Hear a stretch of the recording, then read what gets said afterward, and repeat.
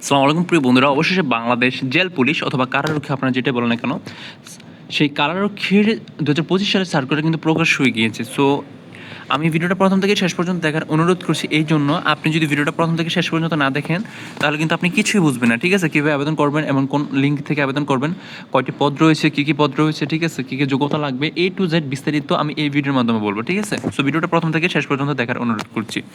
তার পূর্বে বলে নিচ্ছি, আপনি যদি আমাদের চ্যানেলে নতুন হয়ে থাকেন প্লিজ দয়া করে চ্যানেলটি সাবস্ক্রাইব করুন এই ধরনের ভিডিও, এবং দেন হচ্ছে যে কোনো ডিফেন্স সার্কুলার, দেন হচ্ছে যে ডিফেন্সের সাজেশন পাওয়ার জন্য, ঠিক আছে?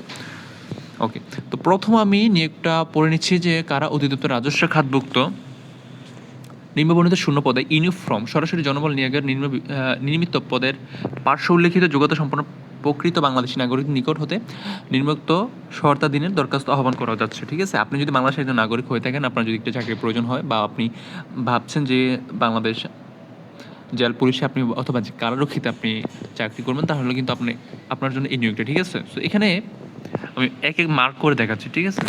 এই দেখেন, এখানে গ্রেডের নাম উল্লেখ রয়েছে যে জাতীয় বেতন স্কেল 2015 অনুযায়ী, 2015 অনুযায়ী কিন্তু আপনি বেতন স্কেল পাবেন কারারক্ষী বেতন স্কেল 9000, এবং 9000 থেকে শুরু 21800 টাকা পর্যন্ত মূল বেসিক, ঠিক আছে? তো গ্রেড হচ্ছে 17তম গ্রেড। সো 17তম গ্রেডে অন্যান্য বাহিনীর মতো কিন্তু আপনি সব সুযোগ সুবিধা পাচ্ছেন, চিকিৎসা, রেশন সব কিছু কিন্তু আপনি পাচ্ছেন, ঠিক আছে? তারপর এখানে পদ রয়েছে 378টি পদ, মানে কারারক্ষী, ঠিক আছে? 378টি পদ কিন্তু রয়েছে। এখানে আপনি শিক্ষাগত যোগ্যতা দেখতে পাচ্ছেন। আপনি শিক্ষাগত যোগ্যতা আপনার কী কী প্রয়োজন হবে?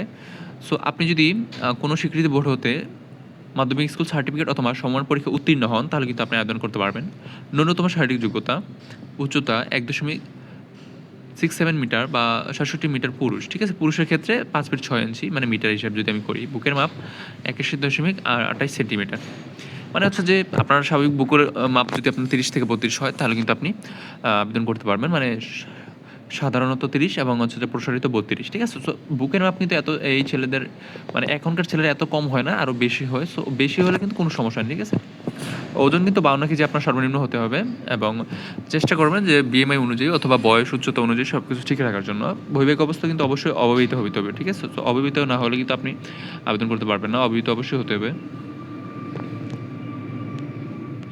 দেন এখানে গেল হচ্ছে যে কারারক্ষী এবং মহিলা কারারক্ষীর কী কী যোগ্যতা লাগবে। সো এখানে দেখতে পাচ্ছেন যে মহিলা কারারক্ষী যদি আমি আসি, মহিলা কারারক্ষী, এই যে বেতন স্কেল 9000, সো 21800 টাকা পর্যন্ত, গ্রেড হচ্ছে 17তম, সেম পুরুষের ক্ষেত্রেও।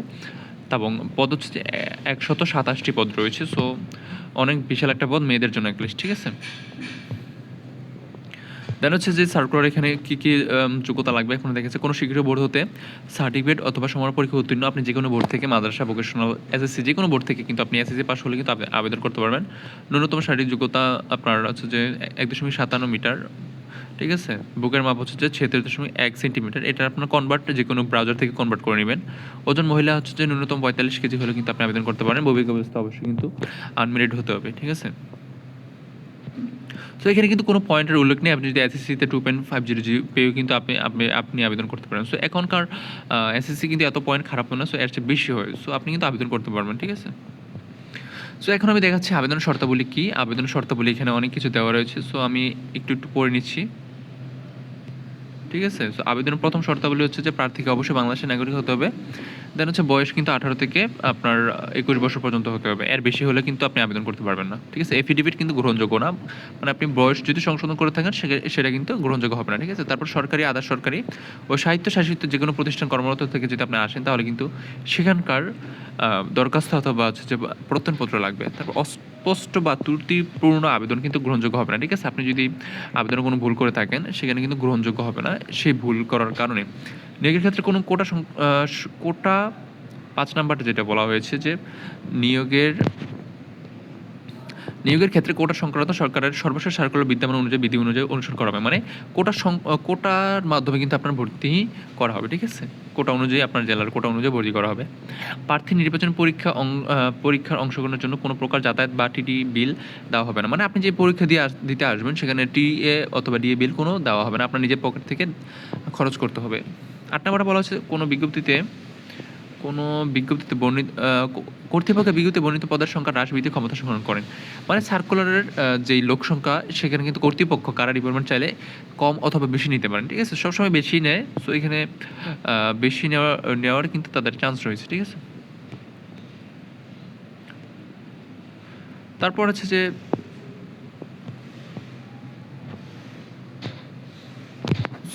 তারপর হচ্ছে যে 9 নাম্বারটা, ঠিক আছে?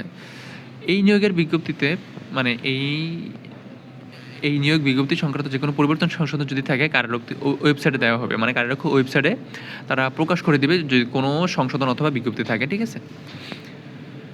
সো লিখিত এবং মৌখিক পরীক্ষার তারিখ কিন্তু তারা SMS এর মাধ্যমে জানিয়ে দেবে। 10 নম্বর যেটা বলছে দেন হচ্ছে যে আপনারা এই ওয়েবসাইটের মাধ্যমে কিন্তু আবেদন করতে পারেন, মানে www.pigeon.gov.bd, ঠিক আছে? এই ওয়েবসাইটের মাধ্যমে কিন্তু আপনারা আবেদন করতে হবে। এই ওয়েবসাইট থেকে কিন্তু আপনারা আবেদন করতে পারবেন। দেন হচ্ছে যে অন্য কোনো ওয়েবসাইট থেকে কিন্তু আপনারা আবেদন করতে পারবেন না, ঠিক আছে? তারপরে হচ্ছে যে এখানে 11 নম্বর যেটা বলছে কেবলমাত্র প্রাথমিক শারীরিক যোগ্যতা যাচাই পরীক্ষা উত্তীর্ণ প্রার্থীরা লিখিত পরীক্ষা এবং মৌখিক পরীক্ষার জন্য যাচাই বলে বিবেচনা হবেন। মানে আপনি যদি ফিজিক্যাল ফিট হন অথবা ফিজিক্যাল পরীক্ষা উত্তীর্ণ হন তাহলে কিন্তু আপনি পরবর্তী পরীক্ষাগুলোর জন্য এক্সাম দিতে পারবেন। সো এখন আমি বলবো যে পরীক্ষা কোথায় হবে। সো বাংলাদেশ কারারক্ষী জেল পুলিশের কিন্তু গণপ্রজাতন্ত্রী বাংলাদেশ সরকারের কারার অধিদপ্তরের যে নিয়োগটা হয় এটা কিন্তু উমেশ দত্ত রোড বক্সিবাজার ঢাকা হয়ে থাকে 1211, মানে পুরাতন কারাগার যেখানে রয়েছে সো ওইখানে কিন্তু কারারক্ষীর মাঠ হয়ে থাকে, ঠিক আছে? সো ওইখানে কিন্তু আপনাকে অবশ্যই প্রথমে ফিজিক্যাল টেস্ট দিতে হবে, দেন হচ্ছে উত্তীর্ণ হলে লিখিত, তারপর মৌখিক। সো আপনারা অবশ্যই একটা বিষয় খেয়াল রাখবেন যে কারারক্ষীতে উত্তীর্ণ হতে হলে অবশ্যই লিখিত পরীক্ষার জন্য সবচেয়ে ভালো প্রিপারেশন নিতে হবে। আপনার জেলা থেকে আপনি সর্বোচ্চ ভালো প্রিপারেশন নেওয়া হলে যদি আপনি নিয়ে থাকেন তাহলে কিন্তু আপনি কারারক্ষীর জন্য আপনার মানে কারারক্ষী জবটা একলিস্ট আপনার জন্য, ঠিক আছে? লিখিত পরীক্ষার মাধ্যমে কিন্তু সেখানে সব যাচাই বাছাই করে আপনি ফিজিক্যাল যেমনই হন না কেন লিখিত পরীক্ষা ভালো হলে কারারক্ষী জবটা হয়ে যায়, ঠিক আছে? সো এই ছিল বাংলাদেশ কারারক্ষীর যে নিয়োগটা। সো এখন আমি বলবো যে নিয়োগটা কবে থেকে শুরু, মানে আবেদন কখন থেকে শুরু হবে। দেখেন ভাই, এখনো কিন্তু আবেদনের ডেট দেয়নি, মানে সার্কুলার যে হচ্ছে যে শূন্য কোটাটা সে কিন্তু দিয়ে দিয়েছে স্বরাষ্ট্র মন্ত্রণালয় থেকে, ঠিক আছে? মানে সার্কুলারের যে হচ্ছে সৃজন পদটা, মানে শূন্য কোটার যে পদটা সেটা কিন্তু দিয়ে দিয়েছে। সো অল্প কয়েকটা মাস অথবা ডিসেম্বরের মাঝামাঝি কিন্তু এই কারারক্ষী সার্কুলার প্রকাশ হয়ে যাবে, ঠিক আছে? যখন প্রকাশ হয় আমাদের চ্যানেলে কিন্তু ভিডিও দিতে হবে, কীভাবে আবেদন করবেন, কত টাকা আবেদন ফি লাগবে, সব কিছু বিস্তারিত জানানো হবে।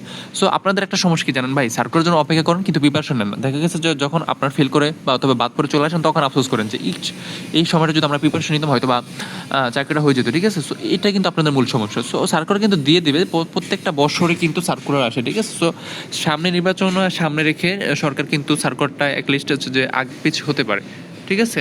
মানে একটু মানে কয়েকটা মাস পরে অথবা আগে হতে পারে। সো এটা বলা যাচ্ছে না যে কখন হচ্ছে যে সার্কুলারটা প্রকাশ হবে, বা আশা করা যায় যে অল্প কয়েকটা মাস পরে কিন্তু সার্কুলারটা প্রকাশ হয়ে যাবে। কেননা নির্বাচন যেমনই হোক না কেন, নির্বাচন যখন হোক না কেন সার্কুলার কিন্তু প্রকাশ হবে, না হলে কিন্তু লোকসংখ্যার একটা যে গ্যাপ অথবা যে একটা সমস্যা এটা কিন্তু হয়ে যাবে, ঠিক আছে? সো আমি আশা করতেছি যে আমার যতটুকু জানতে পেরেছি যে সার্কুলারটা কিন্তু অল্প কয়েকটা মাস পরে সেনাবাহিনী, পুলিশ, কনস্টেবলের সাথে কিন্তু এটা প্রকাশ হয়ে যাবে, ঠিক আছে? এক এক করে ধাপ ধাপ করে।